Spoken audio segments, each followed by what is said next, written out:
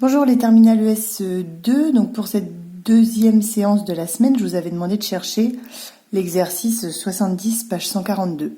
Donc c'est pour essayer de savoir quand est-ce qu'une entreprise va être bénéficiaire. Donc on vous donne le coût moyen de fabrication d'un hectolitre et puis on note P de X, le prix de vente d'un hectolitre. D'accord. Donc on vous donne C de X, donc le coût moyen pour 1 hectolitre, et PX, le prix de vente d'un hectolitre.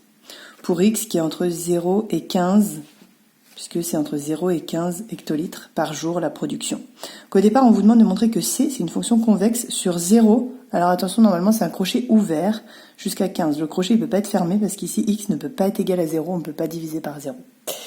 Donc la première chose, c'est de dire que 0,5x, alors si vous le représentez, en fait, c'est une fonction qui est linéaire, donc c'est une droite, et elle est croissante, son coefficient directeur c'est 0,5.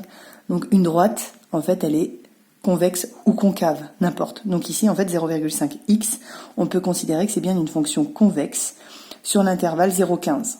Pas de problème.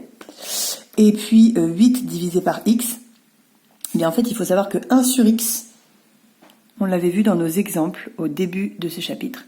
1 sur x, c'est une fonction convexe sur 0 plus l'infini. Donc, à partir de 0 sur l'axe des abscisses jusqu'à plus l'infini, c'est une fonction qui est convexe. Donc, quand on la multiplie par 8, qui est un nombre positif, elle reste convexe. Finalement, on fait la somme de deux fonctions convexes, donc ça donne une fonction convexe.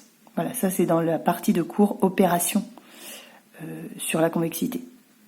Donc, on a bien une fonction convexe sur l'intervalle 0 ouvert, 15 fermé. Deuxième question, on nous demande d'en déduire l'intervalle sur lequel l'entreprise va être bénéficiaire, c'est-à-dire combien d'hectolitres il faut finalement vendre par jour pour que l'entreprise tire un bénéfice.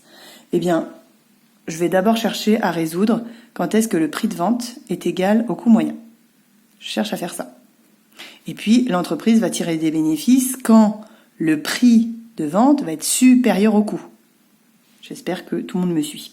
Donc, j'ai recopié la fonction qui représente le prix de vente. J'ai recopié la fonction qui donne le coût moyen. Et en fait, on va tout mettre du même côté. C'est-à-dire que pour l'étape suivante, on fait moins 0,5x, moins 0,8x. Donc, ça me donne moins 1,3x. Et puis, le 13, je le laisse du même côté et le 8 sur x aussi. Donc voilà mon équation transformée. Deuxième étape, je vais tout multiplier par x pour plus avoir cette division par x. Donc ça va me faire 1,3x au carré plus 13x égale 8. Et l'étape suivante, c'est le 8, le passer à gauche en moins 8, c'est-à-dire faire moins 8 de chaque côté. Voilà ce que j'obtiens comme équation.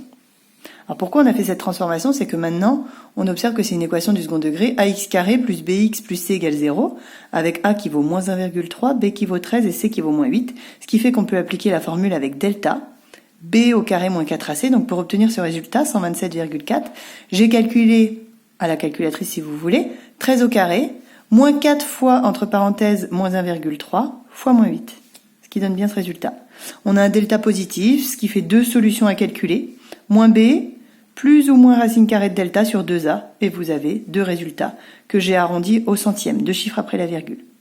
Et donc, vous pouvez les tracer convenablement à la calculatrice, ces deux fonctions. Celle en rouge représente le prix de vente, celle en verte représente le coût moyen, et donc en fait, quand le coût va être inférieur au prix, donc entre les deux points d'intersection, le coût est inférieur au prix, bien c'est là que l'entreprise va tirer des bénéfices.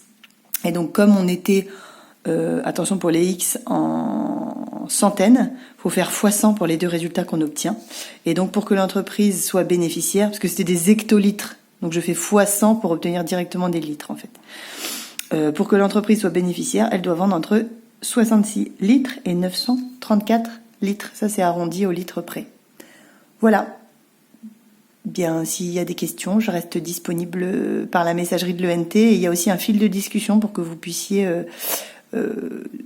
poser des questions entre vous et moi je peux aussi intervenir dans ce fil de discussion. Voilà, bon courage pour vos cours à distance, à bientôt.